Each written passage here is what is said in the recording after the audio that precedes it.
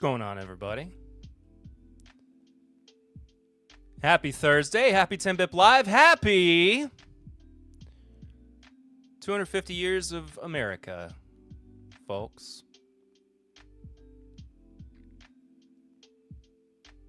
I would say be prepared for pretty sweet on the Madeira, certainly compared to anything else you've got. Okay. I will be prepared. It's a Perry. Happy birthday, America. Hi, Tony. How are you? Good to see you. We are broadcasting live on Twitch and YouTube and Instagram. So hello, Instagram. How are you? Kentucky Bourbon Direct. Good to see you. Thanks for being here. And you're gone. Sorry, I'm a little sweaty. But you know what? It's a little hot outside. In case you haven't been around. From WLEX, Lexington Bourbon Radio. You know what's funny? We do have a WLEX news station in Lexington. WLEX 18. And my grandfather actually was a news broadcaster for LEX 18 many moons ago. And I do have to open this Madeira as well, since it's one of the things that I will be drinking on. And I haven't had the chance to open it yet. I forgot to move this over here.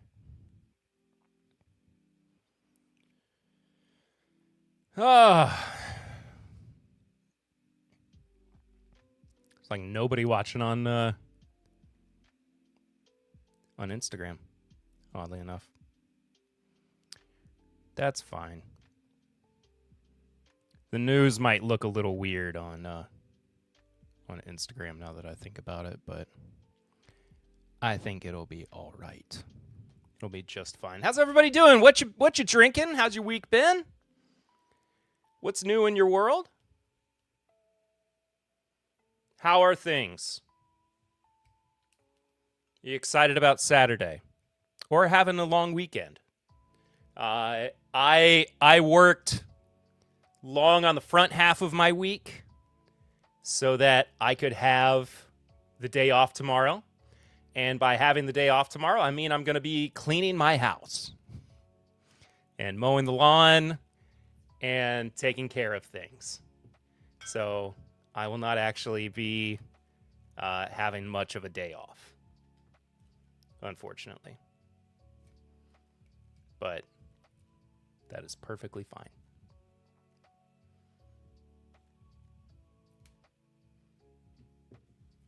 I don't know a better way to get into this bottle of Madeira either. Other than to slightly mangle it.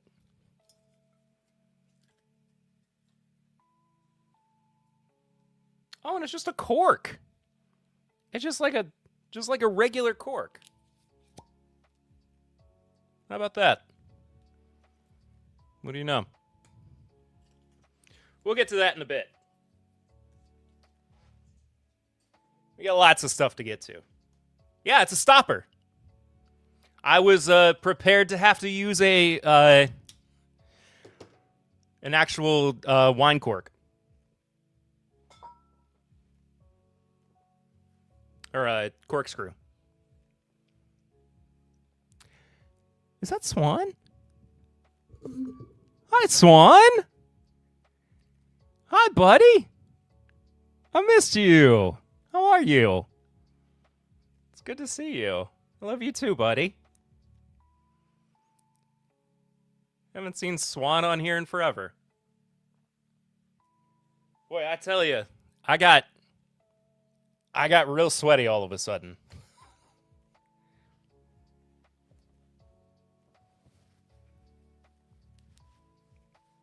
We do know Swan. Hello, Emily Chambers. How are you? Good to see you. Thank you for being here. We got nothing but blue wrenches in here tonight. It's the Blue Wrench crew. Oh, I forgot to turn the show the commenters on screen.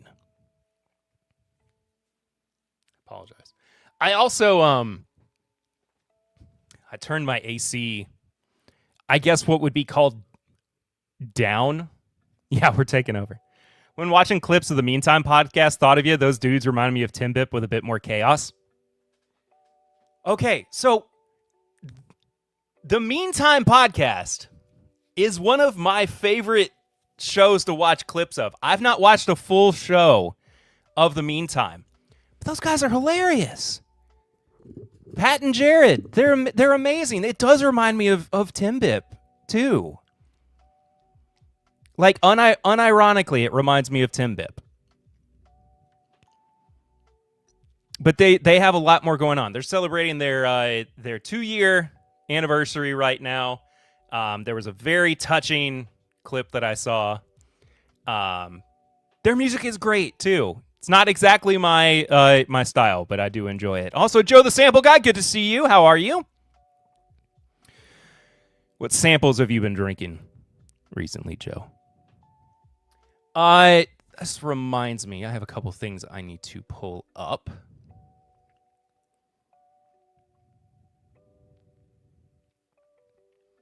I have that. And I have to pull up the...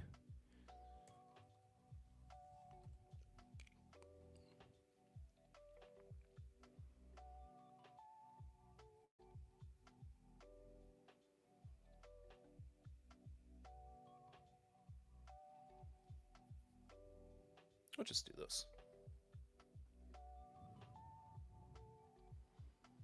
No, I'd like to have pictures with it.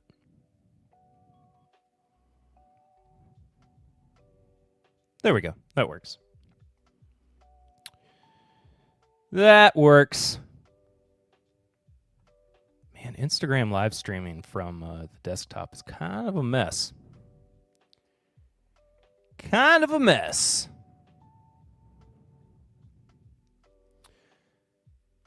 So, we have a starter link for End Alls, not a drill.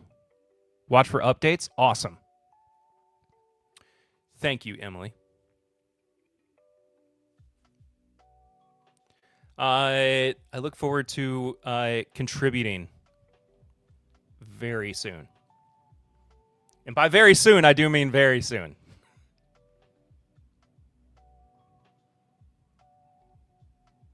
Actually just refound a box of ECBP samples from 2019. The sample gods have smiled upon you, Joe the Sample Guy. Wish I had a hair tie. I should have brought a hair tie down with me.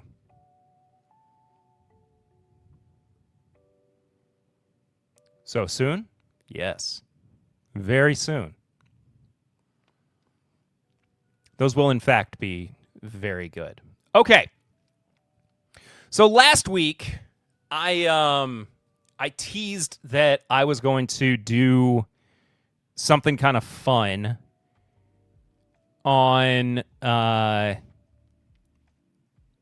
this week's episode, and as you can kind of tell, we're drinking like the Founding Fathers this week. And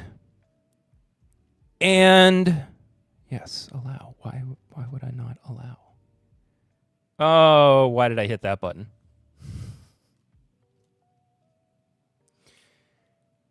No, everything's going to have to reload. That's great. And I was not able to procure what I had wanted to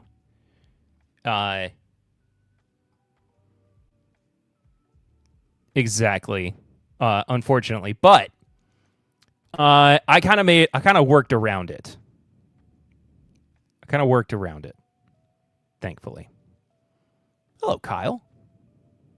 How are you?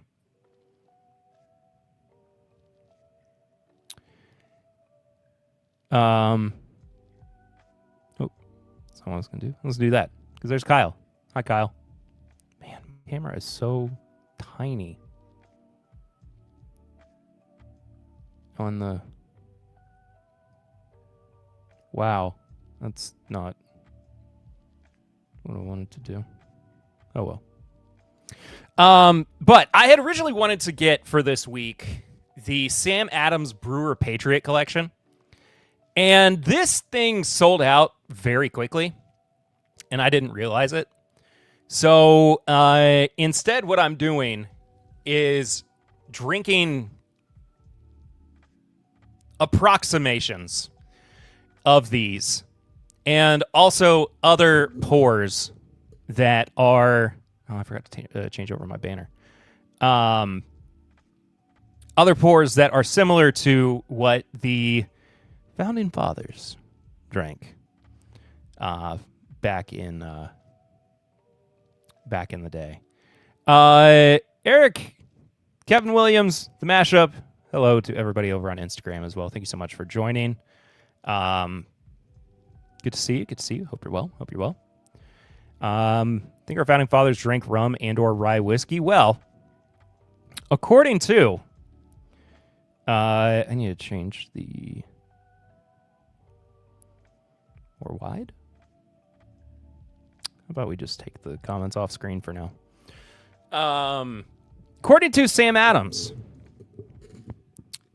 there were ales, there were beers, and according to my friend Bennett Ray, the founder of Cooking with Congress, there were other drinks that they imbibed upon as well, which we will talk about here in just a bit. But there are some particular drinks that Sam Adams had in this collection. The George Washington Porter, which they kind of used a recipe similar to what George Washington drank in his time. The James Madison Dark Wheat Ale was something that he brewed himself. The 1790 Hard Root Beer, I wasn't able to grab any hard root beer, so we're going to work around that in a very fun way, and I cannot wait for it. And then the number 3 Ginger Honey Ale, which I just found what was called an old ale, which we're going to have fun with. So, and also, as an introduction, I wanted to watch a couple of videos from Cooking with Congress, old Bennett, so that we could talk about George Washington Porter. Actually sounds like a name. It kind of does. It kind of does now that you bring it up. I also wanted to watch a couple of videos from Bennett. So that no, it's not the one is that the one I had? I think that's the one I had. Got an idea of the importance of Madeira, and also where some of the George Washington Porter flair came into. So this is Bennett talking specifically about Madeira here. American drink of all time. Red, white, and blue Jello shot, Coca-Cola. It actually used to be Madeira. I'm drinking like it's 1776, which means it's finally time to really talk about Madeira. I've been calling for a Madeira-sance for a while now because I think it's critically underappreciated. And that was not always the case. This right here is the Champagne of 1776. Fortified wine at 17 to 20% ABV. Madeira comes from a Portuguese island off the coast of Africa and was popular in England, but they were known for drinking very sweet styles of Madeira. In the colonies, it was the dry stuff. If you look at old restaurant menus, there are listings for various French wines and imports, and they all cost maybe $1, $2 for a glass. And then there's something that's 6 to 10 times the cost of everything else on the beverage menu, and that was Madeira. If you had the money, you drank Madeira. And today I actually ended up partnering with the Rare Wine Company to try their special Declaration of Independence bottle, released just in time for the 250th commemoration of its signing. I told you I'd be a Madeira ambassador one day. Medium dry, like caramel and spices. Aftertaste is incredibly good. This is probably one of the best that I have ever had. And I've been trying a lot lately. Just like Now, I was not able to get the Declaration of Independence Madeira, unfortunately. What I got was the... I'll pull myself back up here. The Sandaman? Maybe it's just pronounced Sandman. I'm not sure. Fine and rich Madeira. Yours is not medium dry. Yours is very rich. Okay. Either way, I'm excited for it. Madeira, of course, in the bourbon community, we know it best for being a finishing cask for whiskeys, and not necessarily something that we drink on its own. So this is going to be enjoyable. The E does get pronounced Sandaman? That's so funny. How interesting. Okay. And then I also wanted to actually we'll watch the George Washington one a little bit later. We do also have news that I wanted to get to, of course. Not that there's a whole lot of like news, but there's quite a few TTB labels to take a gander at. So we'll do that in just a bit. Enter Sandaman. I love Madeira import, maybe more than sherry finish. Fight me. I'm not the biggest fan of sherry finish, I'll be honest with you. It depends on my mood. But I do quite like. Hush, little baby, don't say a word. Sandaman's gonna come and give you wine? Madeira finishes work so well with bourbon. I do agree. So, we will get to the Madeira here in just a bit, and Scotch for that matter. I don't know if I've had Madeira finished Scotch before, but where's my bag? There you are. What we're going to do? We're going to start out with first beer of the evening.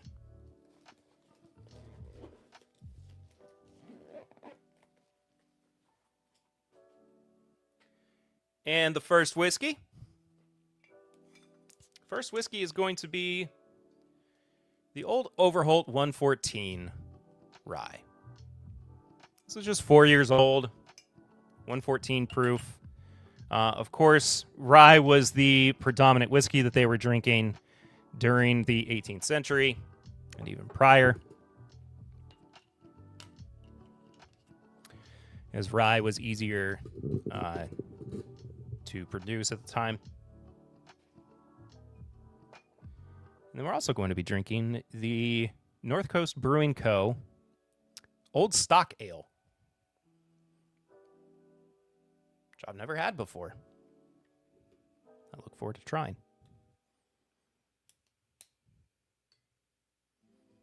Oops. Yeah, bourbon really wasn't that much of a thing yet. Now, I will be, of course, drinking a bourbon in honor of a founding father.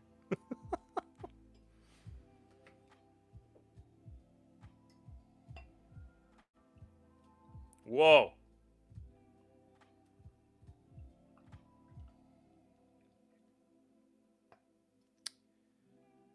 That is a dark ale.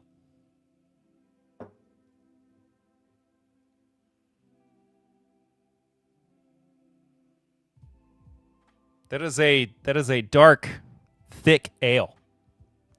Some of the predecessors of what we know as bourbon were brown, but rye was the primary whiskey of the day.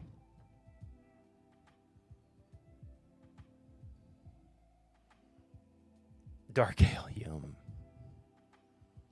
Very excited for this.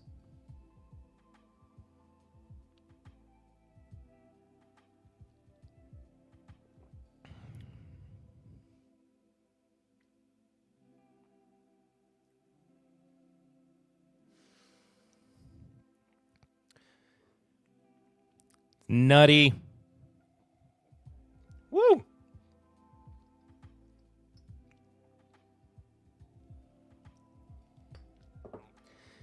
Nutty. Lots of... it's just very dark in general. Haven't really had anything to drink yet, so this is how my palate is warming up.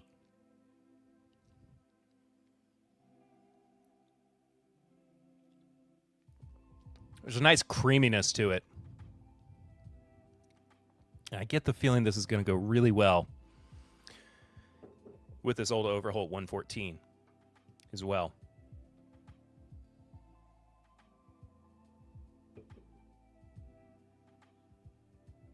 Checking in on Instagram. Nothing. Creamy nut. Kyle's not wrong.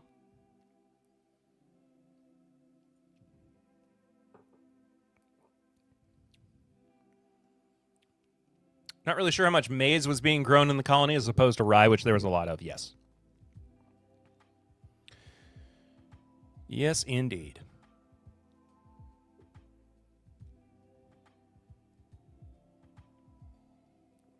This is a spectacular pairing. This is a beautiful pairing. As much as I enjoy bourbon and beer pairings, I have been on the rye whiskey and beer pairings recently too. As you would know if you listen to the podcast, or even if you are on the Patreon and listen to some of the bonus episodes over there. But this is spectacular. And this one in particular was aiming more towards... Oh, I got to use it over here. Sorry. Hello, Mike Schneider. Good afternoon, all of you wonderful whiskey people. Just woke up from a nap. Yeah, I'm old. Nothing wrong with a nap. I hope I'm able to get one in sometime this weekend. Is there... Nope. That's not so bad. I'm just so tiny on the...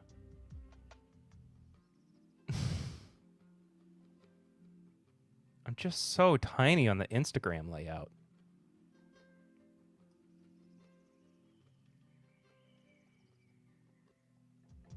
Yeah, whatever. We'll do that. This was my approximation for the dark wheat ale. I don't want to chat with you. GiveThemBeer.com. Even though I bet you have some good stuff. Monongahela. Moron gonna work here. Not gonna work here anymore. Man, Monongahela is such a bad rye. Just not good at all.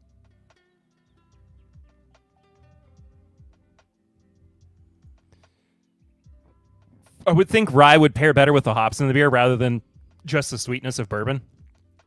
I think you're correct. Oh, and then when I pull a comment up, my face gets covered up.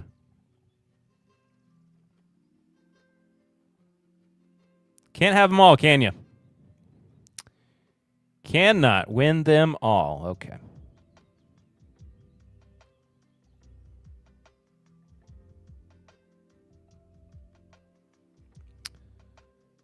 Oh, well.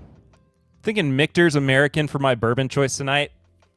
I know it doesn't qualify as bourbon today, but in the 1800s, it sure would have. Nothing wrong with Michter's American. It's good stuff.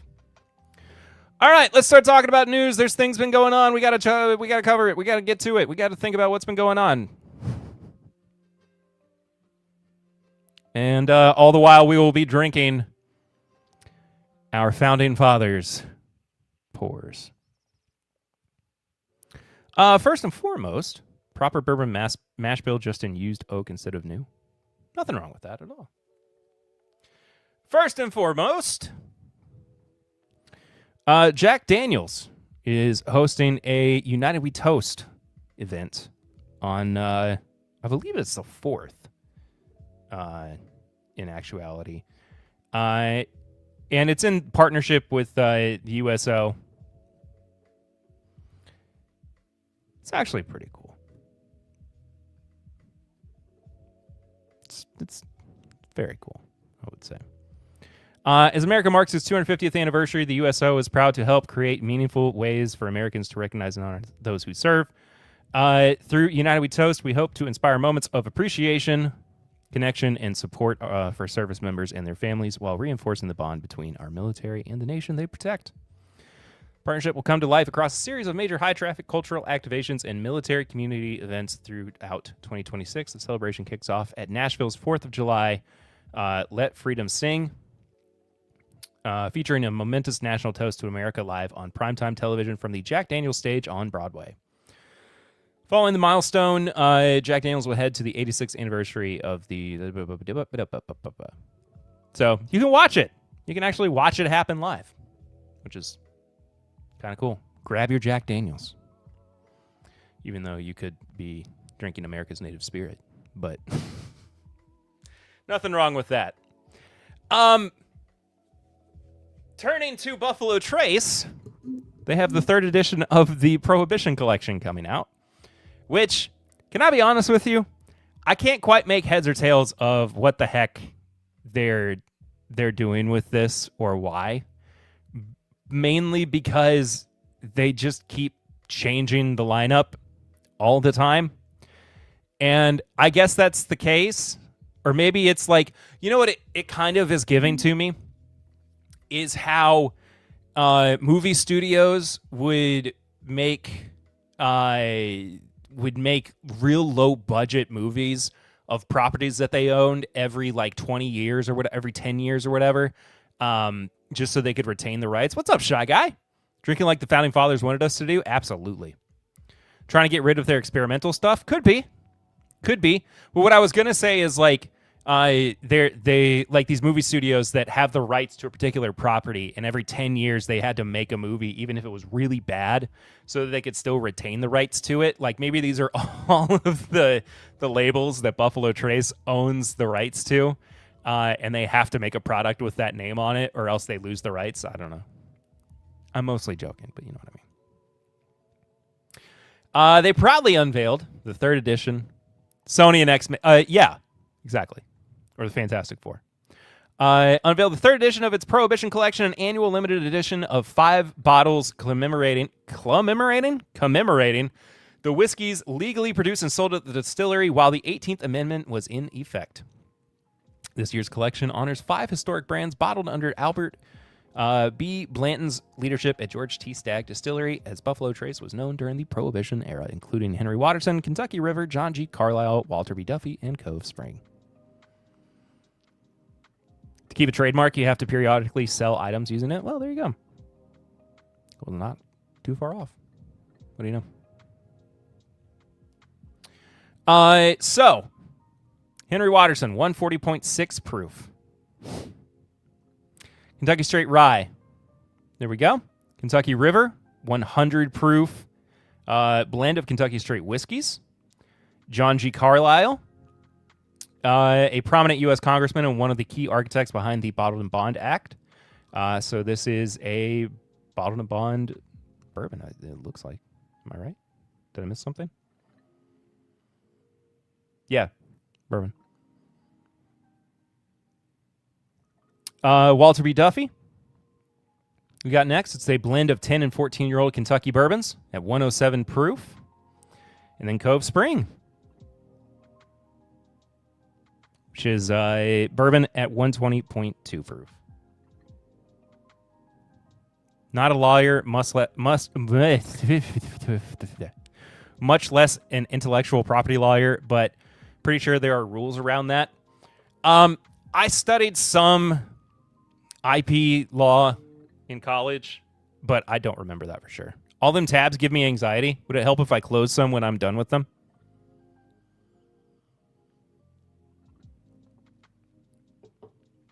We just have a lot of TTB labels. And I don't really need all of them open. But this is going to be on sale. Well, apparently it's already on sale for $1,000.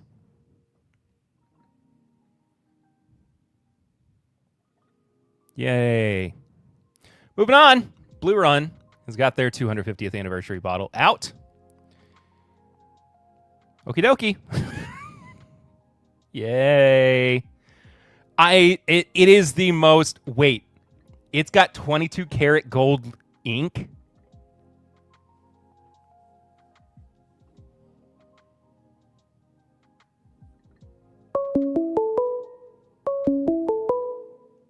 Somebody calling me?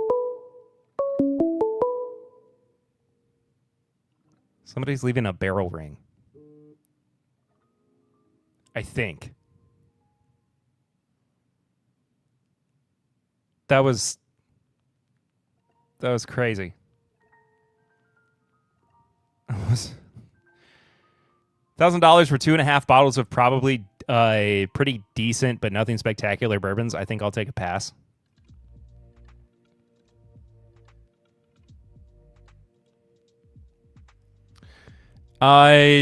Thanks for... I don't even know if somebody was actually leaving us a voicemail or not. I thought I had it turned off. No, now I got Do Not Disturb turned on.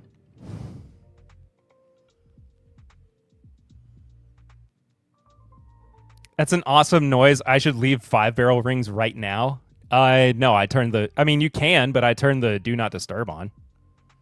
I swear I had it set so that I couldn't hear the...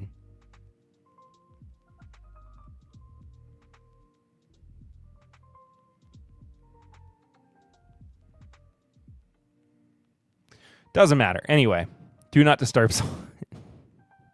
Barrel ring. Ooh. I mean, I guess people could call in if they wanted to.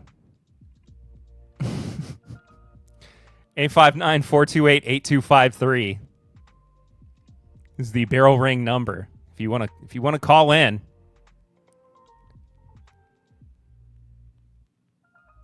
The phones are on, people. I've never done that live. Google alerts are weird right now. That doesn't surprise me. Google alerts are always a little weird. Unsurprisingly.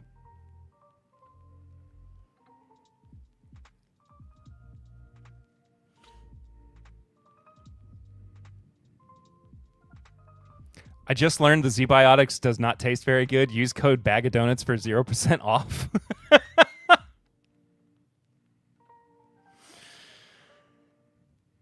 Funny. Actually, you know what we'll do? I'm turning the call... I'm turning the ringer off. If you want to call in the second half of the show, maybe I'll turn the ring on. We'll see. We'll see. I just realized too, I'm gonna have to turn something off later. Doesn't taste good, but works for me. Just pricey. I've never had Z-Biotics. Anyway, let's turn to this insanity, which is Blue Run putting 22 karat gold ink on their bottle for a 250th anniversary 111 proof bourbon.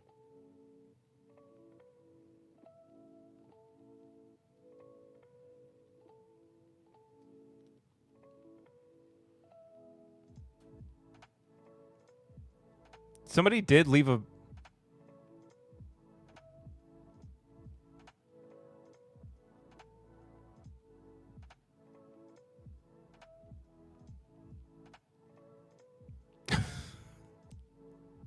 Who is this?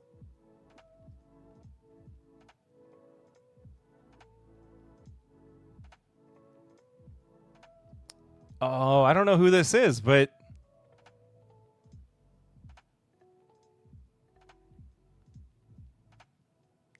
All right. Well, they don't... I'll talk about it another time. Do we have an age on this? Or is it just 111 proof, $90 250th? I should have asked for a bottle of this to see if it was any good. Anyway. George Washington's Mount Vernon to release Spirit of 76 bourbon. And it's cask strength.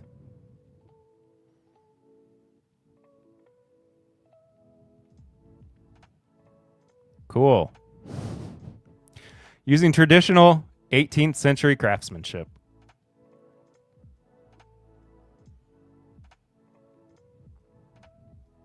And you can only get it looks in shop, unfortunately.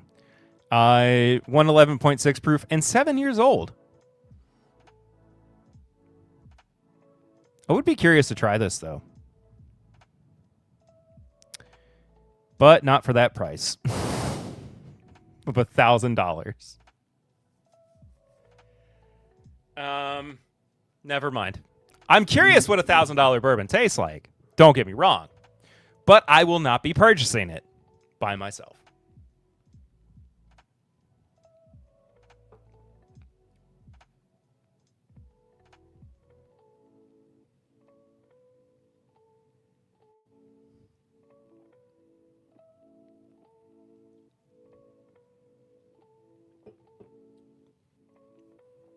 Anyway, moving right along. We got a lot of stuff to get to tonight. So news has got to be pithy. It's got to be quick. The Woodinville 7-year bourbon and rye is now available everywhere. Single barrel cask strength. Not everywhere. I mean, like, you can't just walk into your mom's house and find it. Or it's just in stores. Nationally. Which is pretty cool. They use the same type of wood for the barrels that was used for George's teeth. And you know what? In that spirit, I'm assuming that that's true because, you can't tell a lie. Right? It extends to George Washington that even he couldn't tell a lie, and you also cannot tell a lie. Because, it's about George Washington.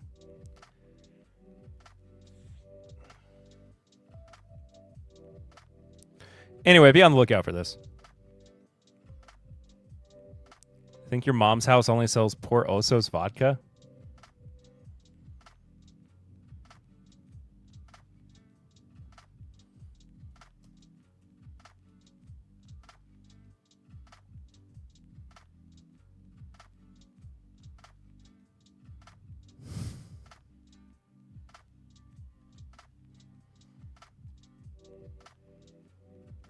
That was a good joke, Tony. That was a really good joke. Anyway, be on the lookout for this. It's out there. Move right along. Blue Note's out in what is this? Indiana. Fred Minnick, fix your website. I love you, but please, God, it's hard to read your headlines. You got the Juke Joint for $35, Toasted, formerly known as Crossroads, for $45, Uncut for $50, and Straight Rye for $35. They've had other stuff too. Not many of you are going to get that one.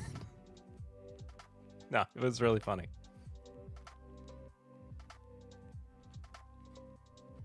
This old stock ale is phenomenal.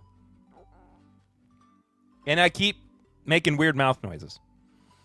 Blue Note is one of those bourbons, one of those companies where it's not like the most amazing product, but it really is solid for what it is. And I highly recommend people check it out if they've never had it. They're supposed to be doing a cask strength version of their Toasted soon, the Crossroads. And the Crossroads, I think, is my favorite product in their lineup. And to get it at cask strength, I'm very excited for it. So that's the plan at the moment. So we'll see. We'll certainly see. Redwood Empire is coming out with their new Colonel Armstrong weeded bourbon. You know, every time I finish the Crossroads and still have a juke joint, I've still got some of their stuff sitting around from when they were on the podcast. Every time that I have had Redwood Empire, it has surprised me. Also, this label is very obviously photoshopped onto this bottle. You wouldn't know it unless you know it, and I know it. It is very much photoshopped onto this bottle, and it's making me laugh. But I have always been surprised by what Redwood Empire is doing. And yeah.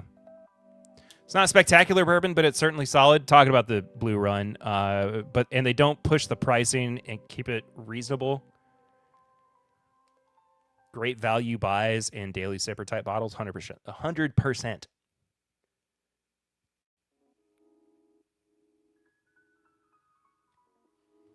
Sorry, I felt like I had some dinner in my teeth.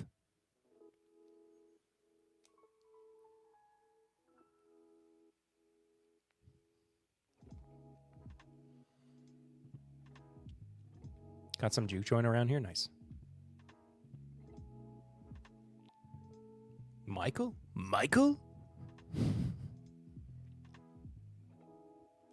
Redwood Empire, my local distillery. Great whiskey and great people. They just released the Purple Corn to their bottle club. Have yet had the opportunity to try it with the recovery. Oh, fair enough. There he is. We found him.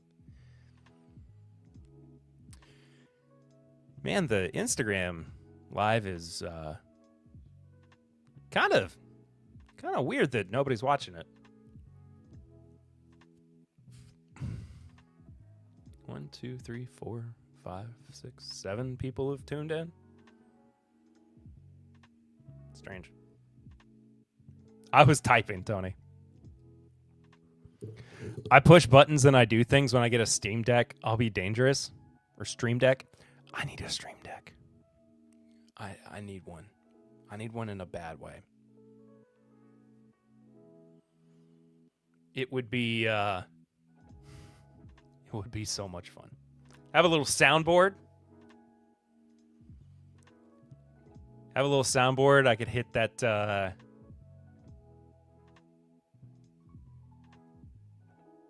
hold on.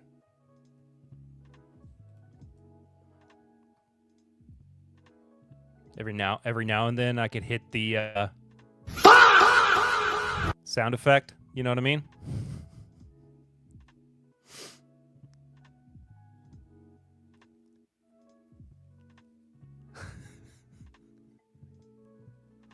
Anyway. It's a 4-grain, though. It's California's own Ode to Weeded Bourbon. It's a Morning Zoo style live stream.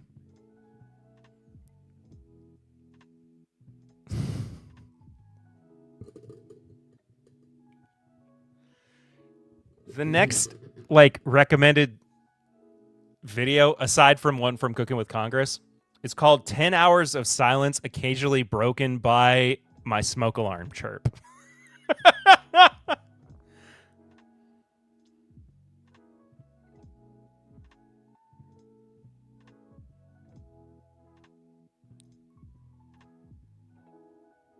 Whatever. What am I doing? High wheat mash bill, 30% in the overall. Tribute to conversation and Redwood history. What am I looking for? I'm looking for the price. $40. Now available online and rolling out to spirits retailers nationwide. I look forward to trying it. No breakfast bourbon today. Oh, man. Dang it. We got another America 250 bottle, this time from Sagamore, 8 years old, Maryland Oak aged straight rye whiskey. There's just so many of these bottles. There's so many of the 250th America whiskeys.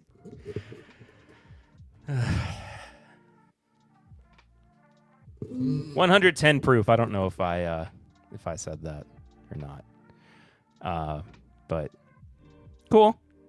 Good. $125. Bit much, but is what it is. Exclusively at Sagamore. It's going to be a limited allocation in mid-July, and there's only going to be 250 bottles.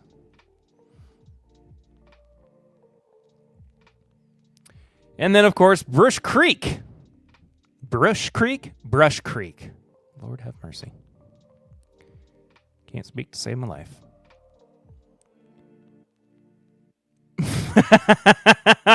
Are you saying there can be too much celebration of America? Communist much? That is funny.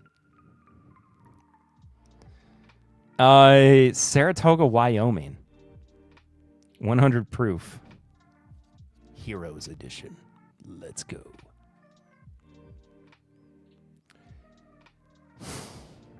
Final Spirit is a blend of straight bourbons and a hearty dose of rye, aged between 6 and 12 years old.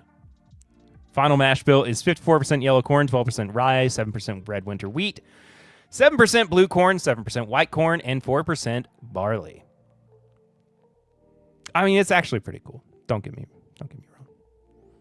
It's already available online. Okay, I just wanted to go to their... Yes, I am 21 years old, at least. I'm definitely at least 21 years old. I can feel it in my knees. Sold out! Oh, well. All right, TTB labels, let's go! And then the rest of the night is drinking, and we might be taking calls. Which I can't believe I'm suggesting that's going to happen.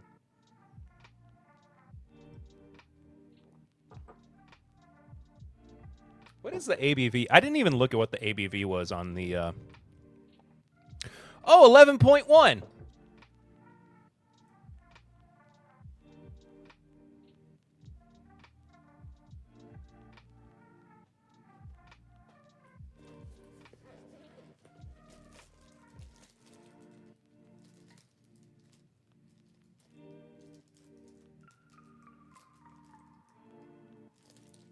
Cool, good.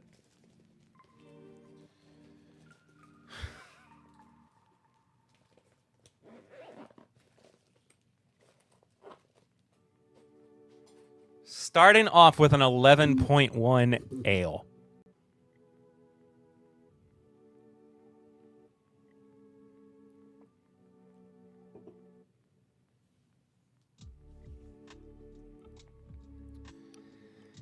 Hey.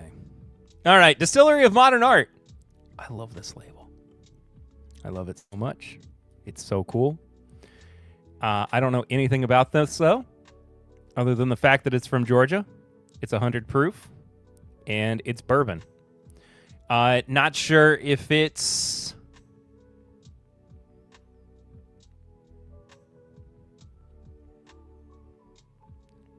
Whoa, wait. Oh, their bottles look so cool.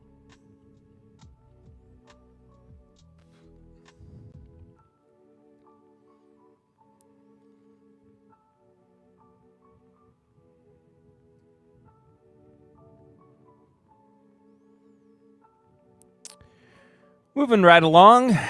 Town Branch 17-year bottled and bond American single malt. If Swan's still in here, Swan, this is very exciting. I'm really looking forward to this. We gotta have this. Swan, where are you, buddy? Swan? Oh my gosh, I'm your biggest fan. Hi, Dorian.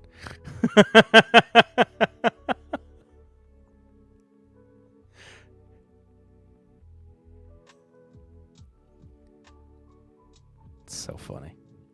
I can't wait for this. I hope this works out to be good. I'm afraid, genuinely. Hello,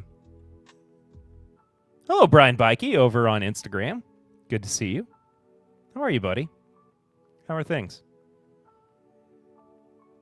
Hope you're well. 17-year American single malt. Yes, please. Oh, 100%. Town Branch is very hit or miss, but where they truly succeed is their single malts. Their single malts are spectacular.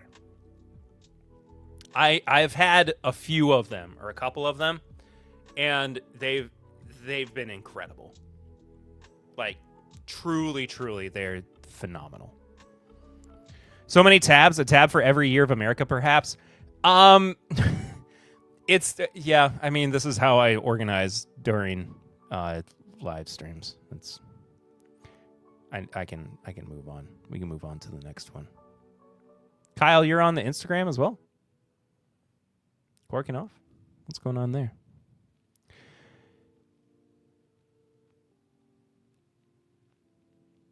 They're doing old Granddad 114 single barrels. They're doing them. This side seems fun.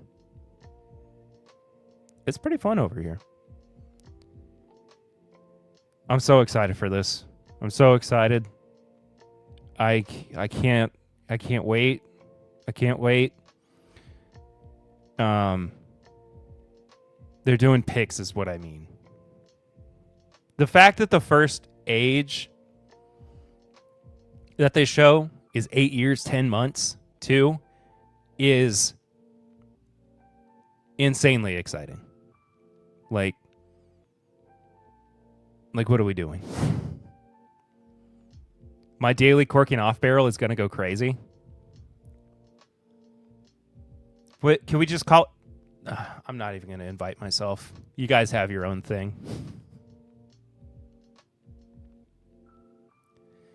You guys have your own thing. Woodford Reserve has finally got a thing. No, I'm just kidding. Kentucky grown rye. Straight bourbon whiskey.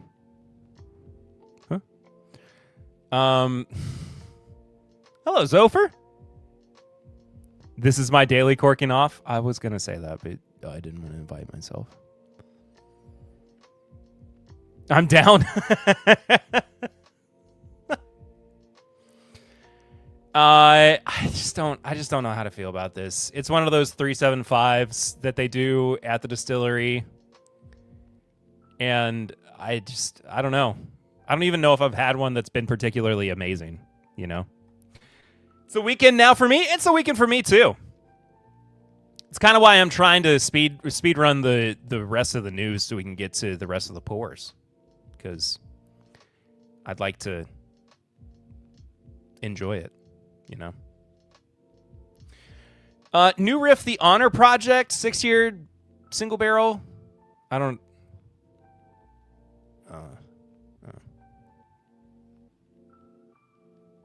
It's interesting they had to file a whole TTB label for this. But there you go. Tyler Thompson, how are you? Good to see you.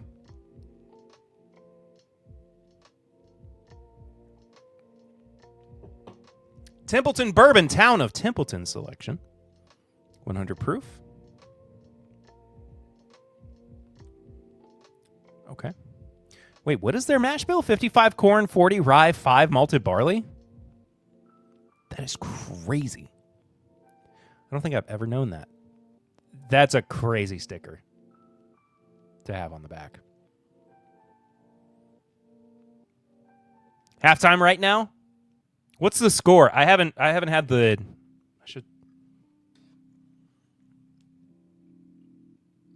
put the match on my phone in the corner.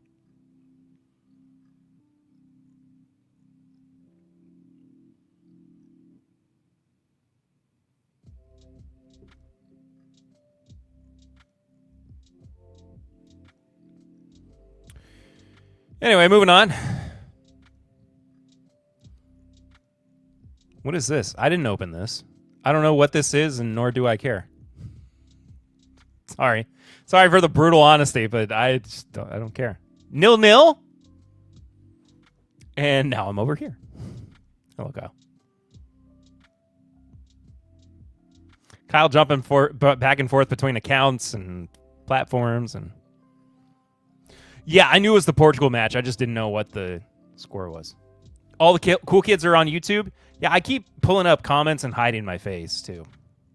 But also, thanks to anybody who's on the Instagram, too, which right now is nobody.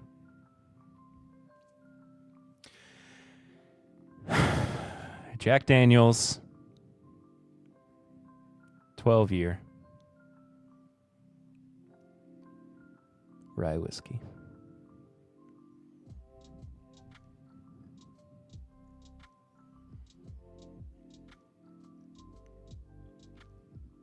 .107 proof. Here we go again, boys. The time has come to get excited, especially because we've also got the label for next year's 12-year-old batch of whiskey, batch 5. Picks have all been like 8 to 10, so I'm pumped. Nothing wrong with that. And then we've also got the label for the 10-year-old whiskey, still at 97 proof. Not a problem there. So, the Maker's Mark Texas batch, the limited edition one, finished with 10 virgin oak staves.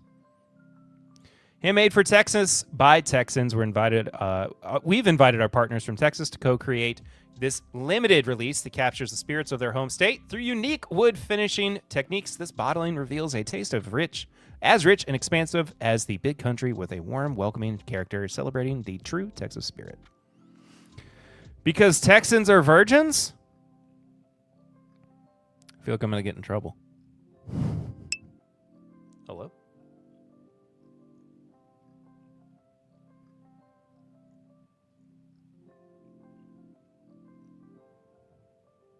That hurt my brain.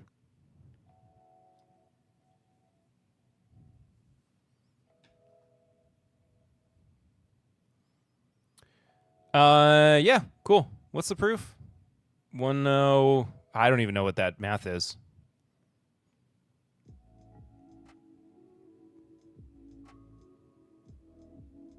One 100.56.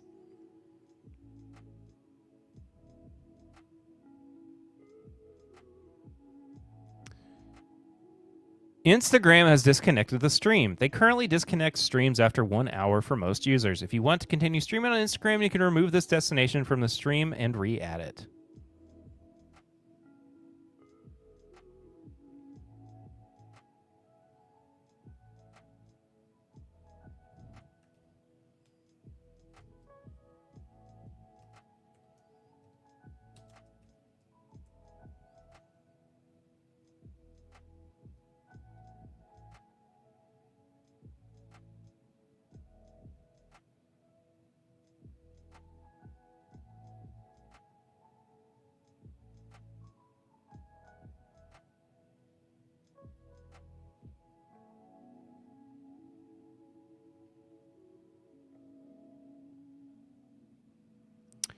Great.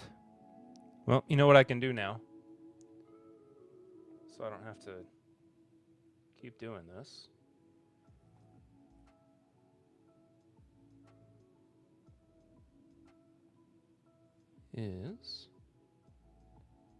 There we go. Like normal.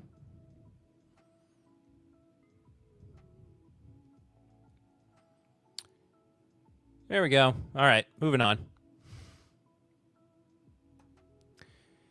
Maker's Mark champion selection for the Seattle Seahawks. 2025 World Champions of football. Cool.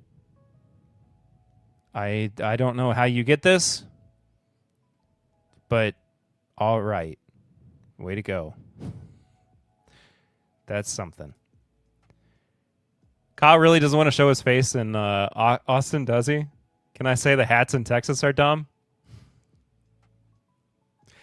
I guess, brother. I mean, that's up to you.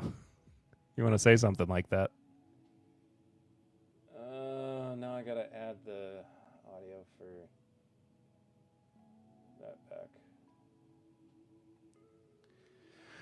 King of Kentucky Straight Rye, 14 years old, batched whiskey, 110 proof. There was another King of Kentucky here too, wasn't there? What's the difference? Proof? Oh, they put out the 1 and the 2 together. One's 110 proof, one's 115 proof. Oh, I'm making a SpongeBob reference. You're right.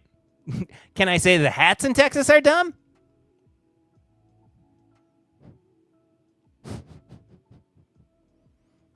I totally forgot about that line. It's a very funny line from the Texas episode of SpongeBob.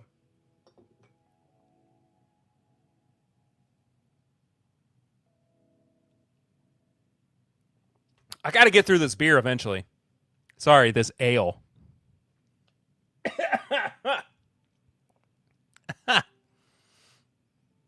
Anyway, there you go, Shy Guy. Both of those tabs are closed too.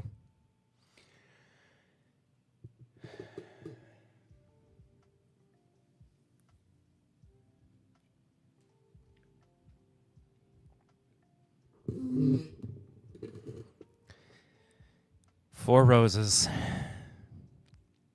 OBSO. Single barrel. Now, for those of you who don't know, OBSO is my favorite Four Roses single barrel, or Four Roses recipe.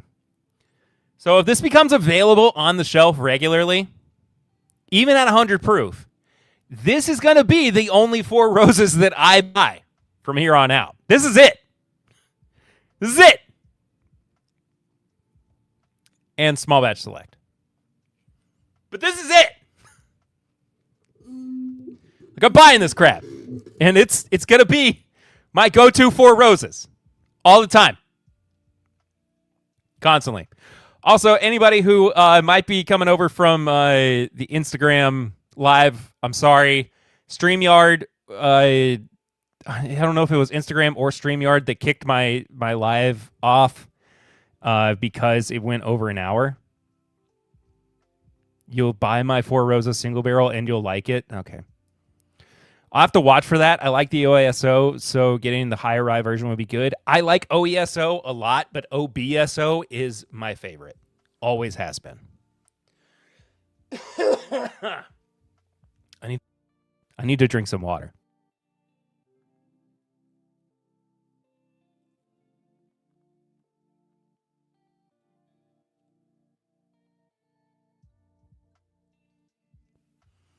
I do like OBSK. I will say. I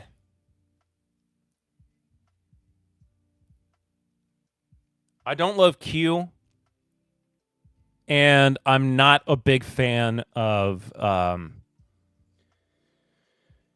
F.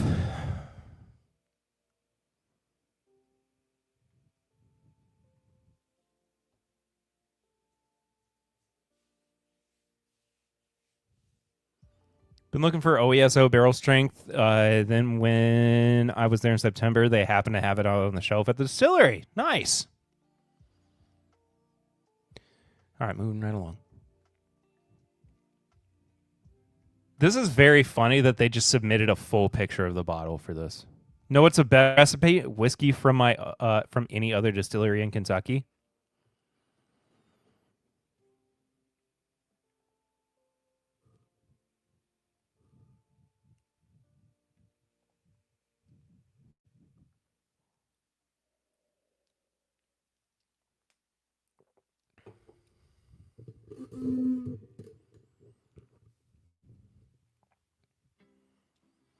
Q's are gross and F's are great only in the E-mash bill. I completely agree with you. Four Roses slander is not allowed. This is just very funny to me. That's the only reason I pulled it up. No, I don't want to like it. I just wanted to pull it up. I'm never nice. Sometimes. Hold on. Let me look at something here.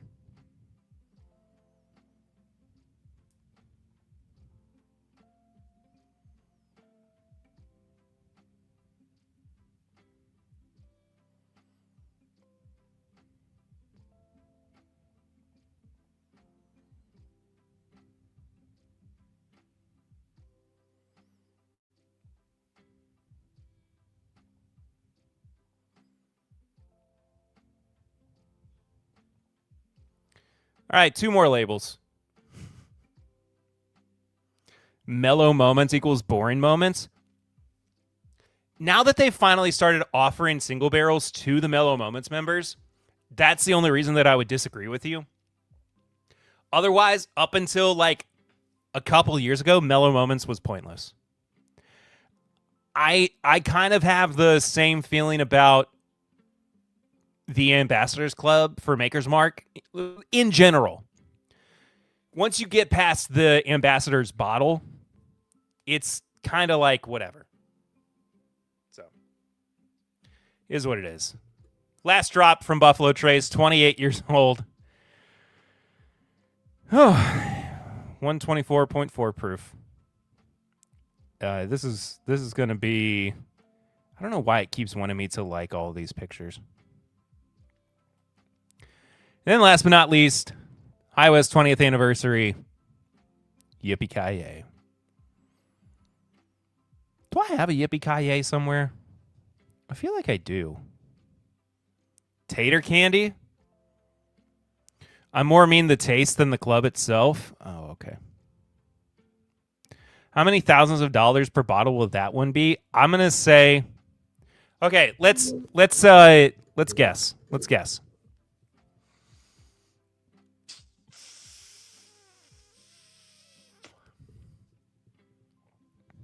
$4,500. No.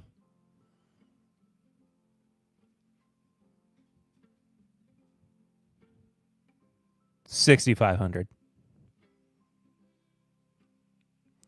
No, this is the... Okay, so this is the label for the 50 mil that comes with... That comes with the full 750 or 700. Who reposts? This person just reposts everything that Cumming Whiskey posts. MSRP 6501. Actual retail price 65.50. Michael Schneider, come on down. Yeah, that's how the last drop operates. Yeah. Also, I didn't realize I had a Bob Barker. Of all of the impressions to have, I just whipped out a Bob Barker. Saying you whipped out a Bob Barker sounds very strange. I don't know what that means. I'm gonna be honest with you.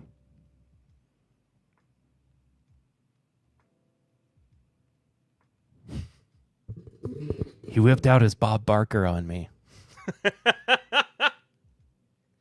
Okay, so at the beginning of the stream, I said we were going to watch the other video from Cooking with Congress that was further information about one of the founding fathers and their drinking habits.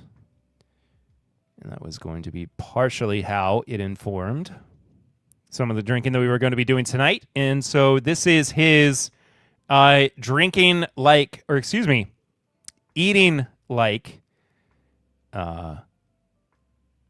especially since he was known to hit on the models, spay and neuter your pets.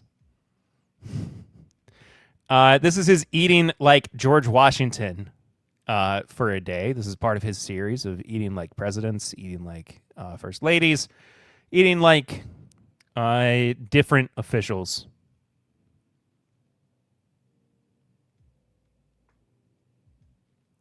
Looking back to last year, the 27-year-old last drop went for $10,005. So is it the scotches that go more in like the four-figure range? That's crazy. I didn't realize. Anyway, here's Bennett with eating like George Washington for a day. Like every U.S. president for an entire day, and today it's George Washington. The big dog, the man on the money, and if you guessed that I'd be getting buzzed today, you'd be right. Breakfast was at 9 a.m. sharp, one of two main meals throughout the day. Washington's... She bob on my Barker till the price is right. It's messed up, man. It's messed up. Breakfast was prepped by a whole crew of enslaved chefs at Mount Vernon or Philadelphia, as he never lived in the White House like his successors. Tongue toast, hoe cakes, rice waffles, coffee, and tea were the norm. Now, tongue toast isn't done in the British style. This is cold, sliced cow's tongue atop buttered bread. I've had tongue in Jell-O and hated it, but this is actually quite tender and flavorful. I dug it. The hoe cakes are smothered in honey, and it was recorded that Washington liked his waffles swimming in a mixture of honey, maple syrup, cinnamon, and caraway seeds. Too sweet for my liking, but the hoe cakes are excellent, and the waffles themselves, which contain whole boiled rice grains, are interesting texturally, but before the sugarboarding, good standalone flavor. No lunch, just a 3 p.m. supper, the main meal of the day, which comes with a beer and 5 glasses of wine. More on that in a moment. Washington's teeth were so strange and delicate that he preferred to eat only soft foods, nothing too crunchy, hard, or chewy. His dentures were made from a mix of animal teeth, horse, cow, and even hippopotamus, and other humans' teeth, possibly enslaved people's teeth, or at least the very poor, and metals, like gold and lead. I'm not a doctor, but keeping lead in your mouth all day seems bad. Nice soft fish was a favorite of Washington's, and we're having broiled bass tonight, though shad would have been the fish du jour in the 1700s. Alongside that, cream cabbage, a bit of fried tripe, and glazed onions. Onions were one of Washington's favorite foods. These are different than the ones I made for Ken Burns. They're glazed with honey. Tripe is the edible stomach lining of a cow or a sheep. Boiling it before frying it made my house smell absolutely horrendous, even to me. Washington drank beer regularly, sometimes brewing his own small beers or low ABV beers, but he preferred Philadelphia porters over all else. Oh, and of course, Madeira, the champagne of 1776. I said 5 glasses of wine, but a reminder that glassware was smaller in the 18th century, closer to 3 ounces than 5 ounces. Still, with the 19% ABV of this expensive and delightful fortified wine, 5 glasses is akin to having like 3.5 glasses of red wine. So George Washington got me wine drunk like Suze Howard. George didn't like desserts, but he ate an absurd amount of nuts, usually hazelnuts or pecans, drank a cup of tea, and went to bed dreaming of a future without political parties. So, how do I feel after eating like George Washington for an entire day? What a pungent man. It had to smell raw in that house. The first president of the United States was probably a little drunk each day, making decisions. Washington, 6'4", way to... My teeth went unchallenged today. Tripe. You want to have your mind blown? Guess who Washington District of Columbia is named after? Sort of like if Steven Seagal went bald on top. Not a fruit in sight. You think it's all just Boston Tea Parties and hot dogs, but we were just really British just like a second ago. I'm eating like... So if you missed it, he had a bunch of nuts in his mouth, and he was doing a Marlon Brando impression. So I was not able to procure the particular Madeira that Bennett had in that video.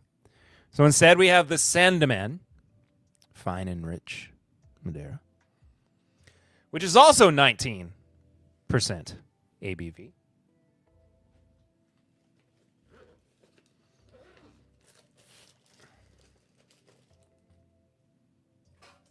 And I grabbed the Wooden Cask Brewing Company New Porter, which is an English brown porter. And the reason that I went for the English brown porter is because I felt like this is probably, in style, closest to what Washington would have been drinking, just in terms of brewing method, just in terms of style. Wow, that's a lot of head on there. Okay, I'm going to let that sit for a second.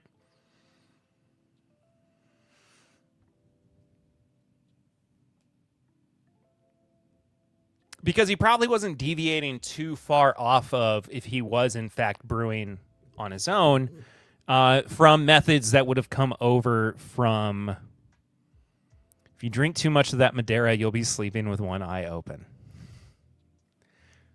If I was like, that's the rest of my night. That's what she said. Too much head? Yeah. Yeah, I know. Or a lot of head.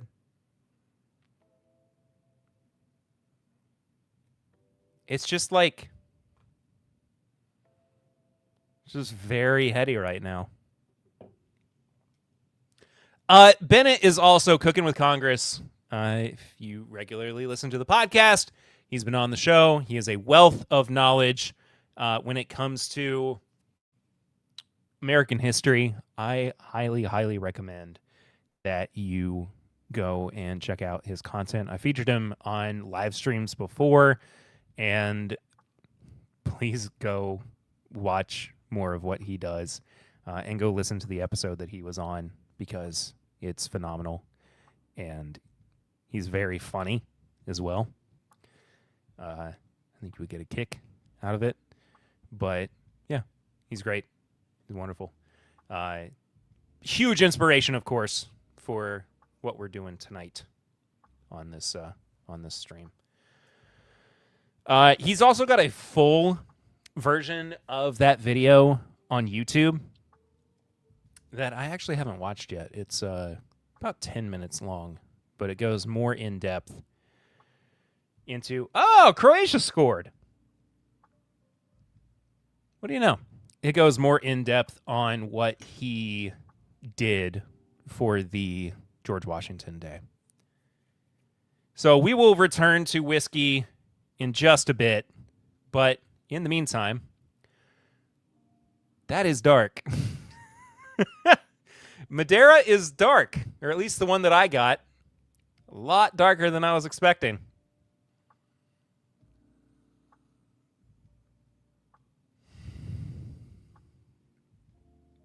It smells wonderful, I will say. It smells spectacular.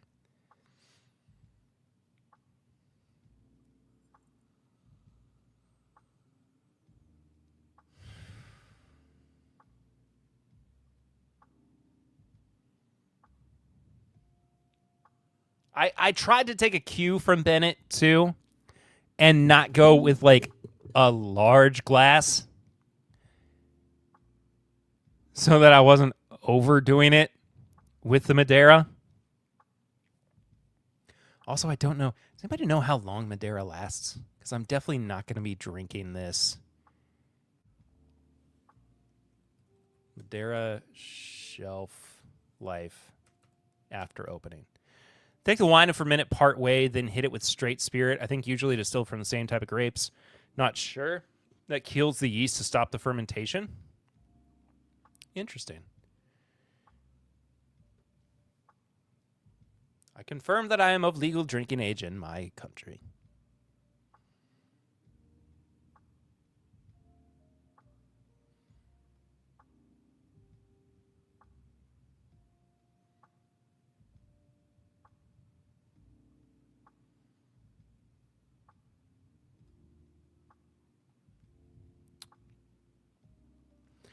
Once opened, Madeira wine can last for many months if stored in the correct conditions. So fortified wine, it's a while. Interesting. It keeps the sweetness in it. Then it goes into a cask and effectively gets cooked coming across the ocean. The cooking plus ABV and oxygenation means it lasts practically forever. That's super cool. I love that. I had no idea. Absent leaving Madeira without a cork, you can't hurt the stuff. You learn something new. Well, not every day, but a lot. I learn something new all the time. All right. The champagne of 1776 in a Pursuit Spirits glass. Cheers, everybody.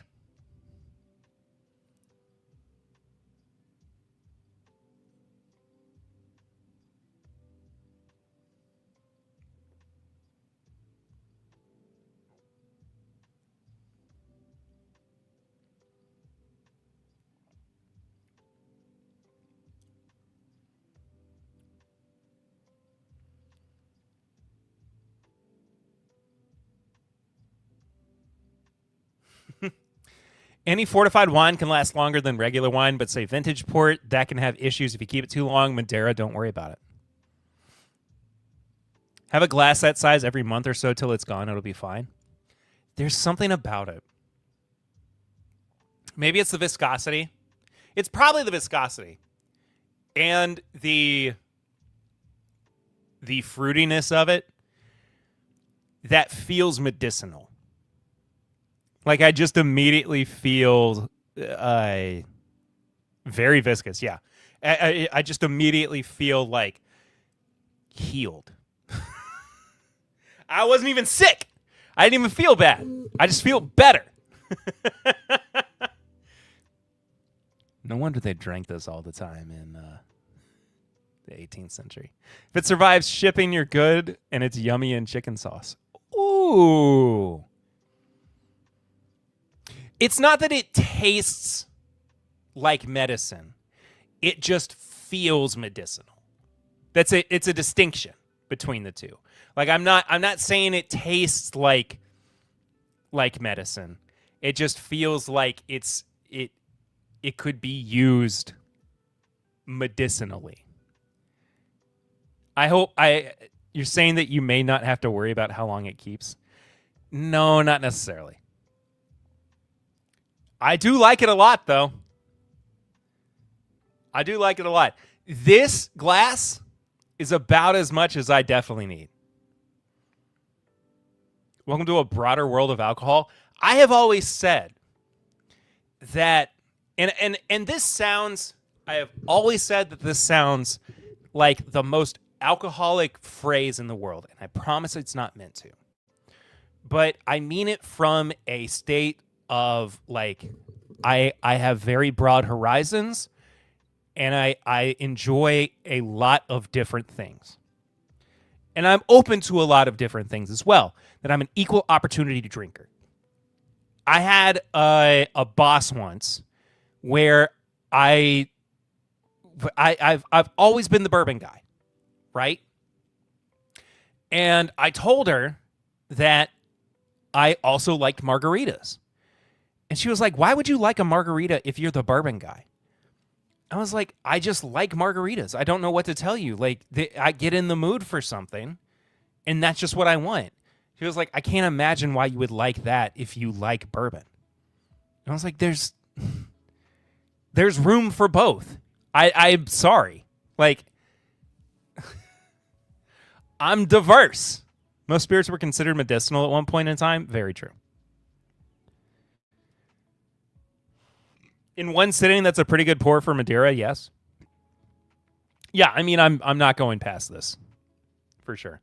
Especially considering how many things I'm mixing. I should not go too crazy. But can't stand margaritas, but that's because of tequila. There's plenty of good tiki drinks out there that I absolutely love. I love tequila. I think tequila's fantastic. Is there room for me? Always room for Papa Ritter. Papa Ritter, I'm going to bring some Madeira for you to try on Saturday. I just mean in general, tonight you're almost asking for trouble.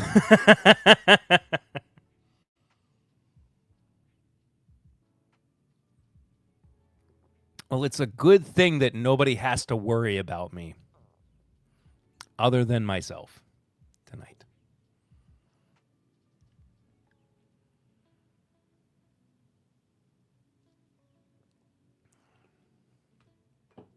Woo! Oh, that's a good porter.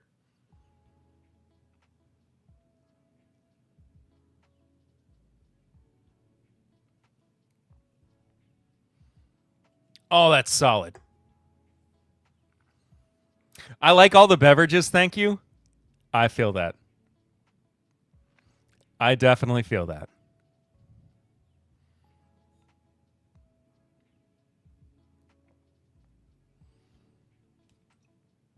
And you know what? Madeira and porter, not a bad combination. Are there...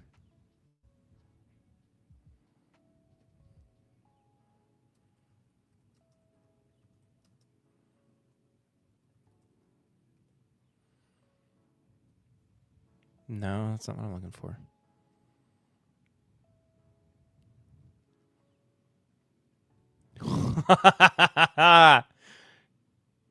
That's what I was looking for.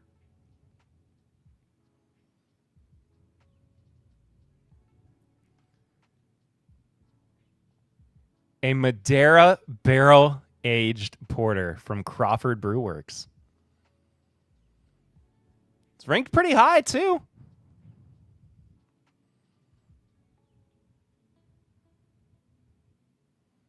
Really solid, very approachable. Most people seem to like it.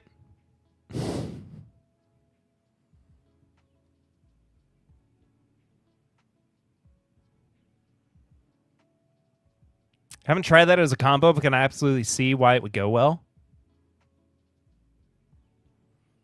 Sign me up. Ooh, yeah. I need to find one.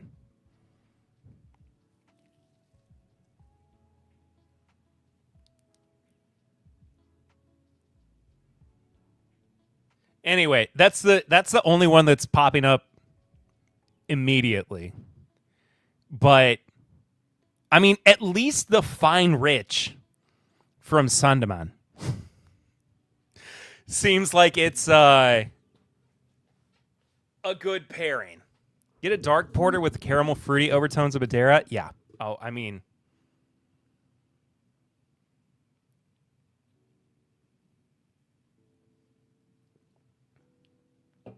man, this has been a fun stream.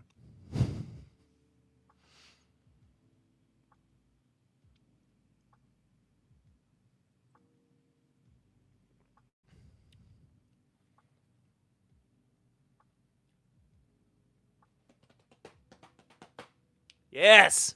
Oh.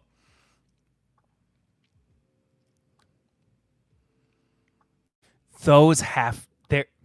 Oh, I've got to try a porter finished in a Madeira cask. Also, I know that I've said Madeira like 18 different ways. Is Donuts on here tonight? Tony's been on here somewhere. Maybe he's jumping around to other live streams. I don't know.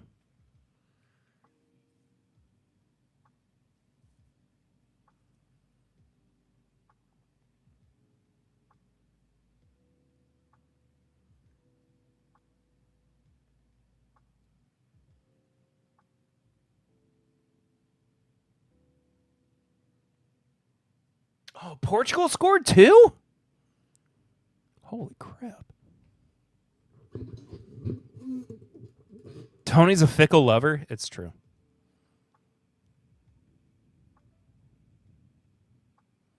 Sandeman? Brother, I don't know.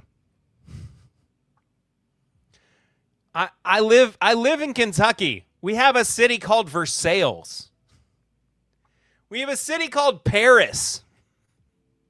We don't pronounce nothing right. Welcome to Kentucky. Imagine how we pronounce things that's in Scotland. You did it wrong. Sandeman? You got any of them Sandyman? You got some Sandyman in there? I could just really go for some Sandyman.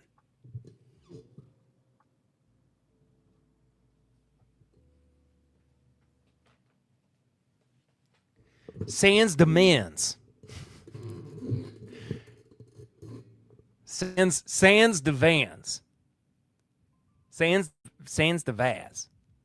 That's what happened to me when I got my nuts cut off. Sans de Vaz.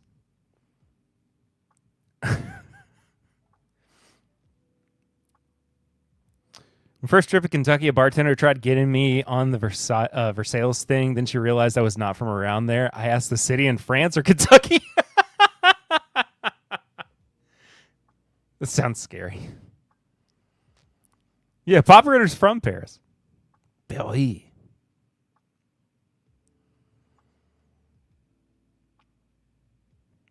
San Damon. There's so many different ways you can say it. Sandyman, San Demon, Sanday Man. I just came in from that beach, and I tell you what, I'm a sandy man. Just like that wine. Anyway, happy 250, America. Yeah, Bourbon County.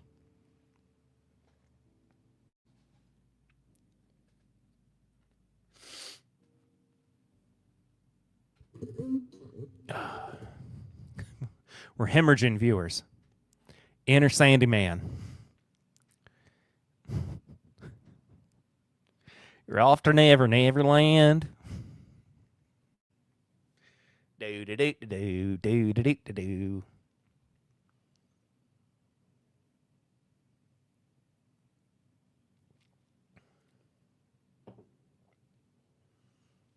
Man, porters are so good. I don't have enough porters in my life. I have Matt Porter, who still hasn't talked to me in a while. I don't know why. Maybe Matt Porter's just moved on from Pear Bear.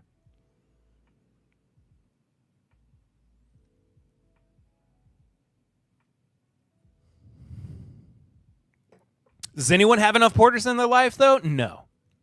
Definitely not. What's funny about them is that I always think that they're higher ABV, higher IBU than they are. And they're just not. This one's 5%. It's so low. It's so light. Sleep with one eye open. Clutching your pillow tight.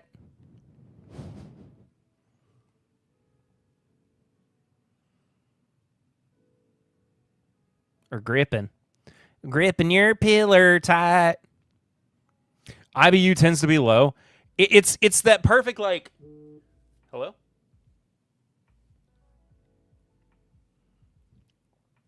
It's that perfect, like, you want a darker beer, but it's not going to be heavy.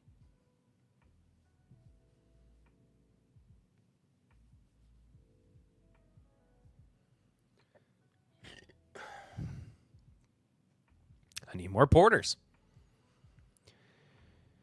Need more porters in my life.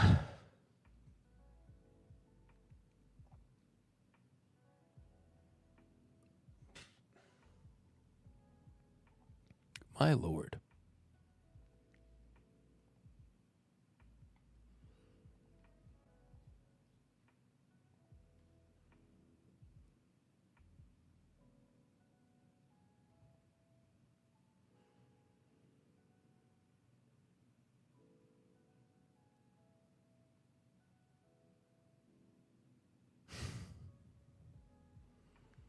Hold on, I'm going to do something real quick.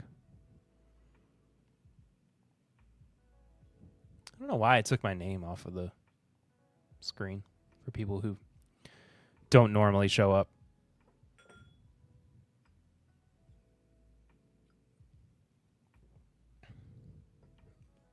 So,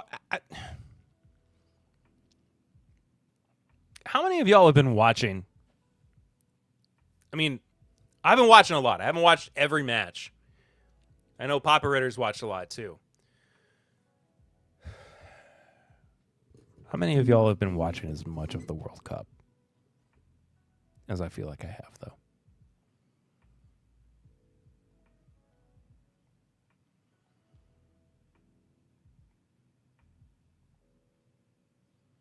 I feel like I've just watched so much of it.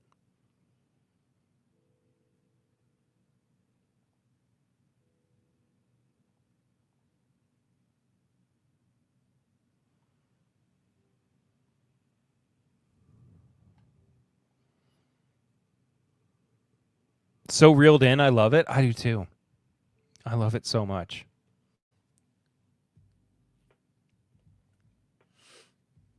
Last night was the U.S. match, right?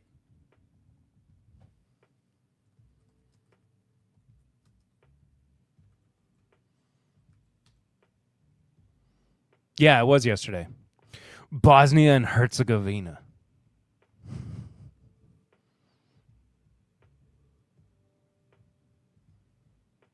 We played Belgium on Monday. Oh.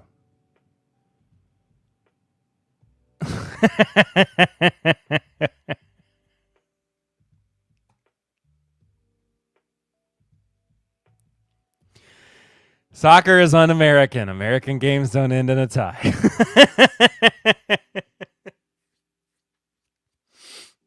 I guess I'm going to have to take a bit of a break once I go to at least one of the... I got to find out if it's even happening. So, I'm supposed to be going. I said this last week, but my family is out of town. My wife and my daughters. And I'm supposed to be going to my brother and his wife's house on Saturday, along with Papa Ritter and Mama Ritter and Sister Ritter.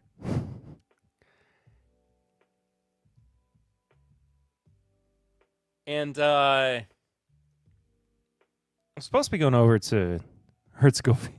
Say Herzegovina again. Say it.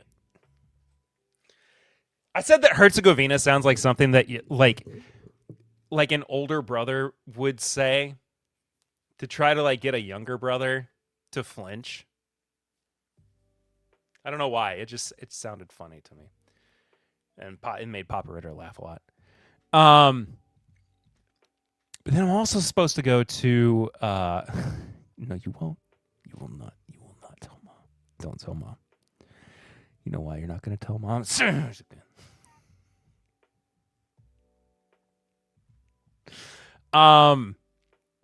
But then I'm also supposed to go, even though Lucy and the girls are out of town.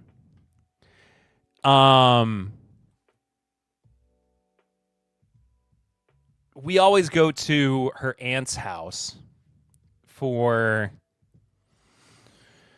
we always go to her aunt's house for 4th of July.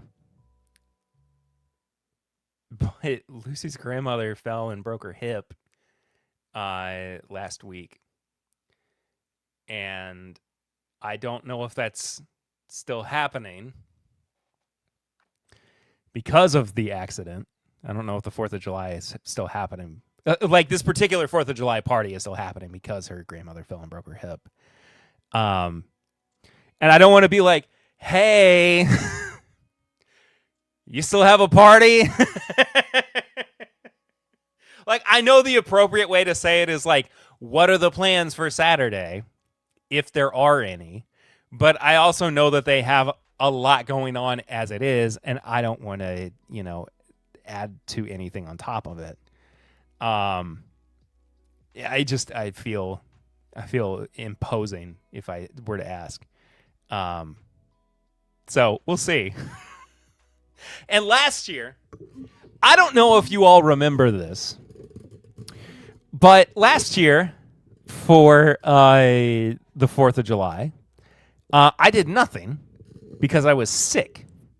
Because I caught hand, foot, and mouth from my youngest. I didn't stream last year at this time, while my family was also out of town.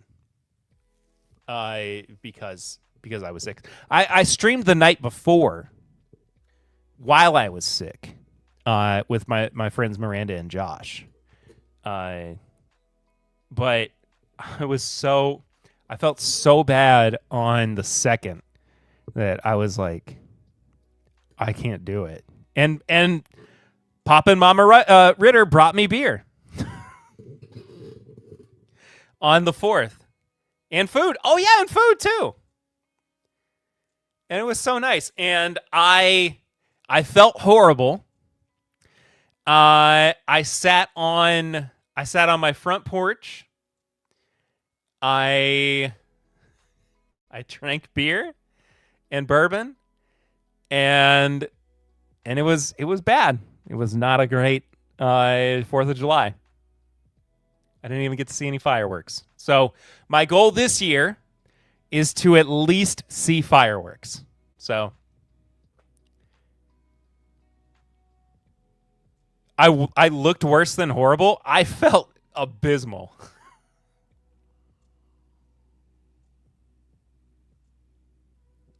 Aside from having like the flu or COVID or whatever. That was some of the worst. That was one of the worst illnesses I've ever had. So glad I'm not sick this year. Glad I'm okay. We were so sad when we left you last year. Aw. I appreciate that. I mean, I was sad when you all left too, because I was like,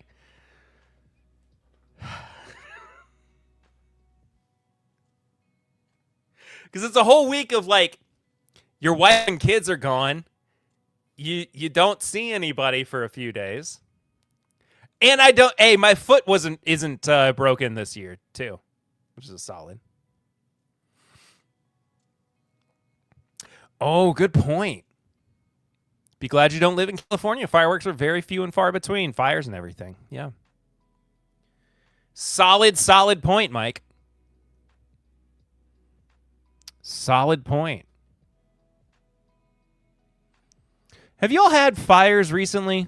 I thought that I heard something about there being some wildfires, but I could be wrong.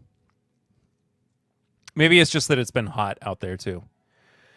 It's been miserably hot in Lexington. We have, I wouldn't say an extensive garden in our backyard, but we have enough of a garden, and it is Lucy's like project, and it has been everything I can do to keep it alive since they've been gone. Like today, I moved up to watering twice a day because I'm so worried about it. We lost a plant. It was a strawberry plant that wasn't in the ground. It was already kind of struggling before they left, but the strawberries were also okay. So it wasn't like it was a great loss. But it's been an insane week of heat. I know we're not the only people who are going through that, but it's just like,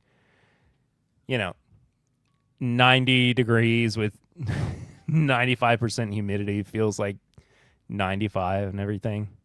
A few here and there, small, thank goodness, actually been fairly cool in California right now. It'll be, so isn't it like we have a 90% chance of a super El Nino at this point?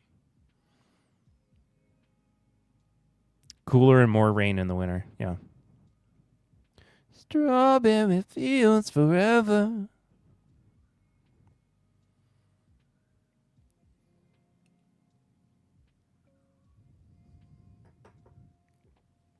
Man, I'm turning into a Madeira fan. I think what I'm going to do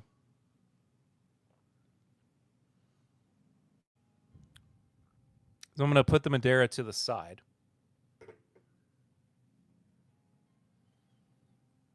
Supposed to cool off later in the summer. I hope so.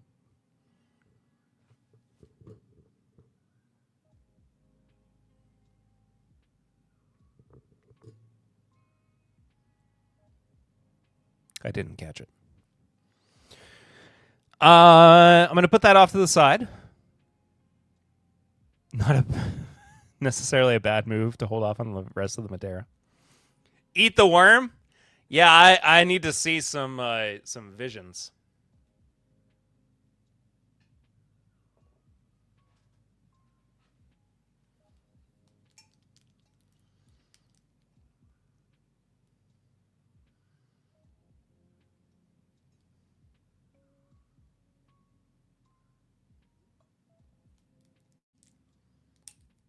Where's the hole, Jim?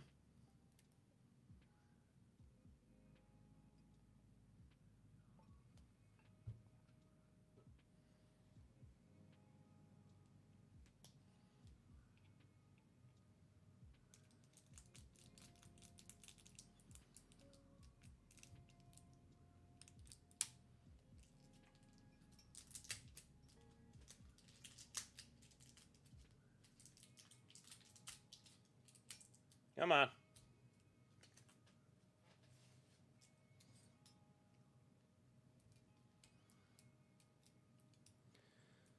Now, they keep saying that this bottle is limited edition. But I keep seeing it everywhere. And I don't know if that's the case. So, we'll see. But I think my final pour of the evening. Hello, Brewmaster.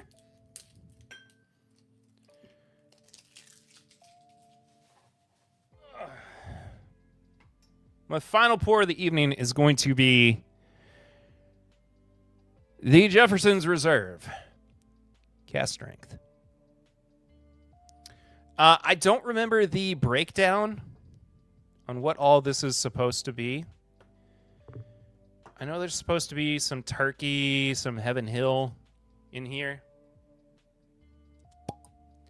Of course, the Founding Fathers were not drinking cast strength bourbon back in 1776. But this is named after a Founding Father, at the very least.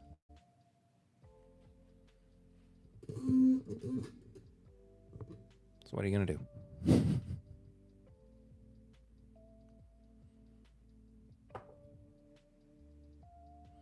The hell they weren't. I mean, if they... Look. They could have been. And now that I think about it, there's a chance that they could have been if they were drinking straight from the barrel. Because that could have been the way that they were just consuming alcohol. If they had whiskey that was just by the barrel, who's to say they would have been cutting it, you know? I doubt they would have been cutting it.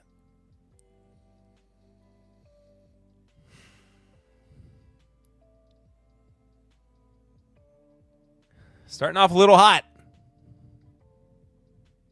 A little bit of grain.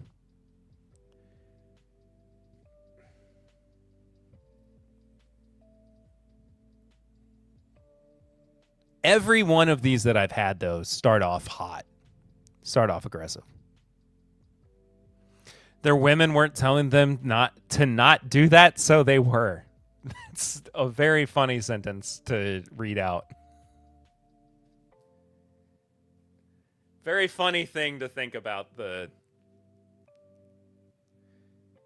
Founding Fathers.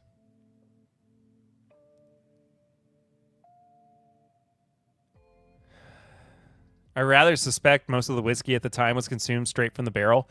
I would assume so. I would be surprised if they were cutting any of their whiskey. Like, why would they be drinking 90 proof? Or 86 proof? Like Martha told George he's had plenty. Nope. Georgie dear, come to bed. You're drunk. I'll do as I damn well please, woman.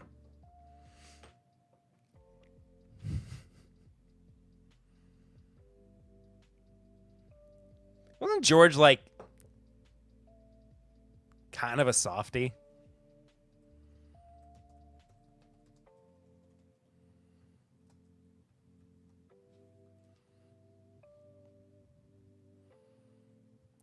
George Washington's personality. This is from Mount Vernon. Reflecting on the life of George Washington, the Columbian Reader proclaimed that the character of General Washington will be transmitted to posterity in the memory of his virtues, while patriotism and virtue are held sacred among men, will remain undiminished. Washington's personality was embellished by no false and tinsel ornaments. It was incapable of change from the varying accidents of manners, of opinions, and times. While the sentiment may have been bathed in the language of absolutes, it reflected the public image and personality that Washington worked hard at crafting. Augustine Washington, George Washington's father, died when his son was only 11 years old.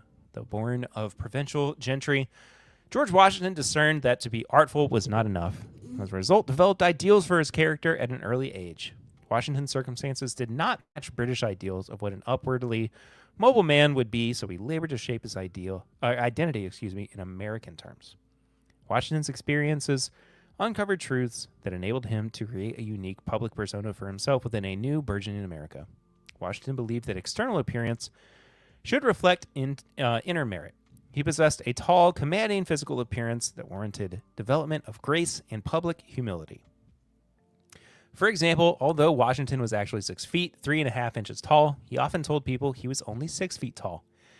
He could be excitable and demonstrated impatience during early campaigns, but learned to channel strong passions through carefully cultivated deportment. Washington aspired to embody the Catonic image of self-mastery portrayed in Joseph Addison's The Tragedy of Cato, based upon the life of Roman statesman Marcus Porcius Cato Eutychius? Whatever. In correspondence with close associates, Washington often quoted Cato, who exemplified patriotic virtue.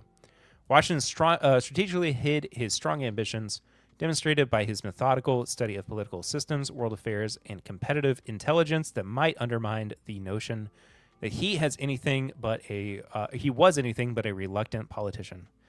Further, he refused to take a salary for public service, only applying to Congress to be reimbursed for his expenses. Prudence in industry, exemplified by Washington, became the ideal for masculine deportment and female virtue during the early republic. Martha Washington initiated drawing rooms, receptions in the presidential residence on Friday evenings, where Tobias Lear introduced guests. Washington demonstrated his quiet acumen for current affairs by remembering faces and names of guests and exchanging a few cordial words with each visitor. Washington read around 10 newspapers each evening. He read newspapers to his wife and Tobias Lear just before his final illness and accumulated a library of around 900 volumes. His ability to mask his interests to appear disinterested came to exemplify the perfect balance of moderation and detachment admired by later leaders during tumultuous times.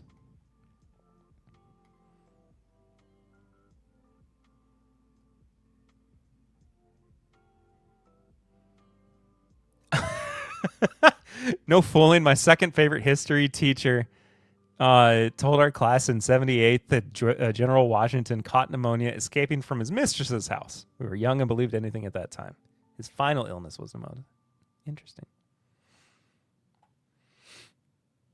Hey, we actually read about Washington during this Drinking Like the Founding Fathers stream.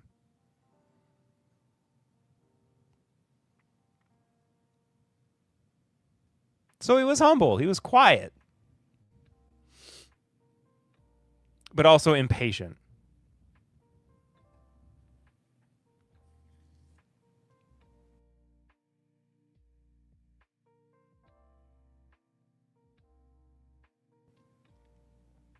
Also, Portugal just scored again.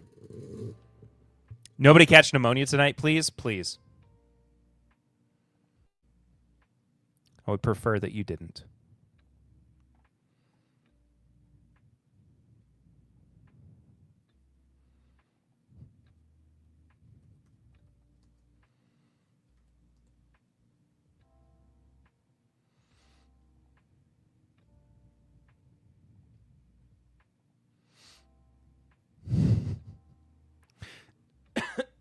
This is funny.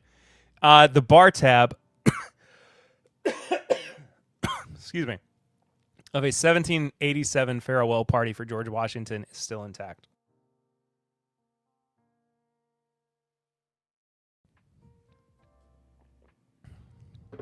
The Founding Fathers drank 54 bottles of Madeira, 60 bottles of claret, 8 bottles of whiskey, 22 bottles of porter, 8 bottles of hard cider, 12 of beer, and 7 bowls of alcoholic punch. There were only 55 attendees.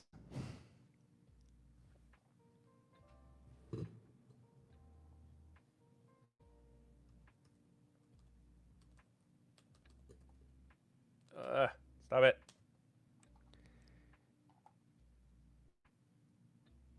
Love those bar tabs.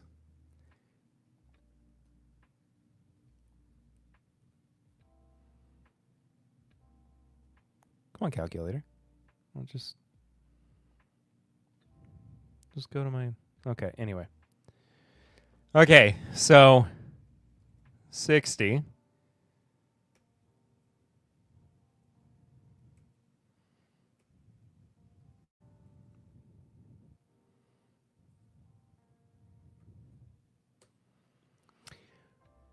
In total, if you count the bowls of alcoholic punch as like bottles, or what's counted on the bar tab, that's 117 individual containers of alcohol.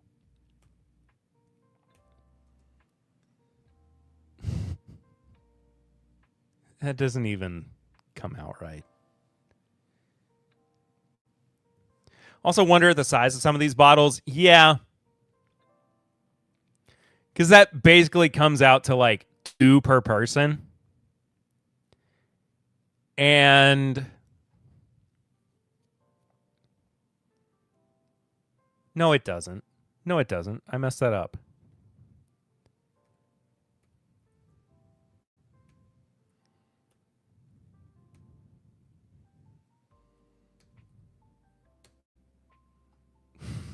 It definitely does not. Comes out to about 3 per person.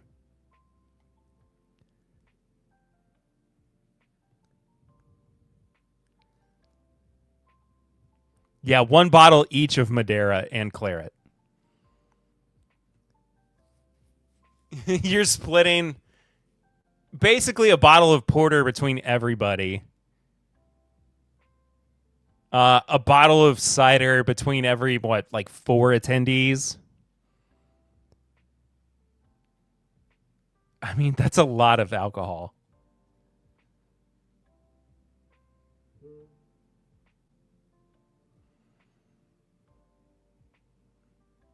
I'm not a medical person, yeah. I mean, that is an insane amount of alcohol when you really think about it.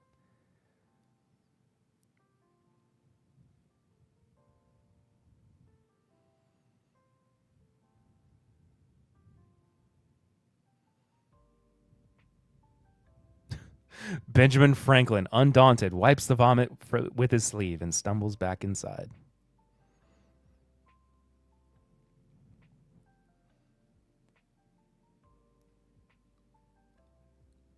What?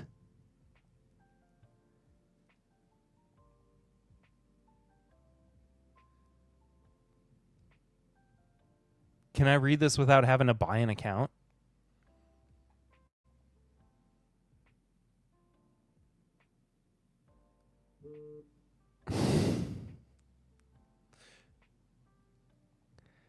How George Washington ran up a $17,253 bar tab $2 before 2 days before signing the Constitution.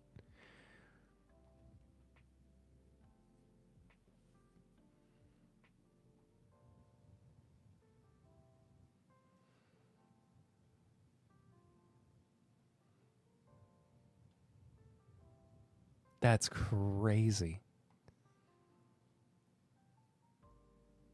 That's an insane number.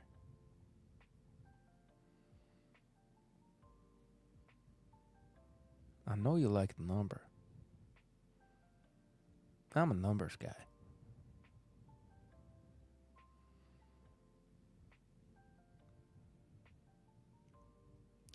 Anyway, we hit that old 2-hour mark. Got to get consensus somehow. True. They didn't have that much money. All right. Look, on that note, I'm going to get you all out of here.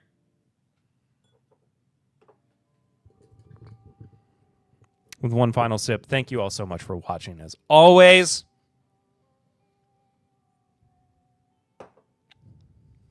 Cheers to the 250th birthday of this country, for better or worse. We made it. Somehow we made it. And happy 4th of July, of course, to everyone. I should be back next week. I don't see why not.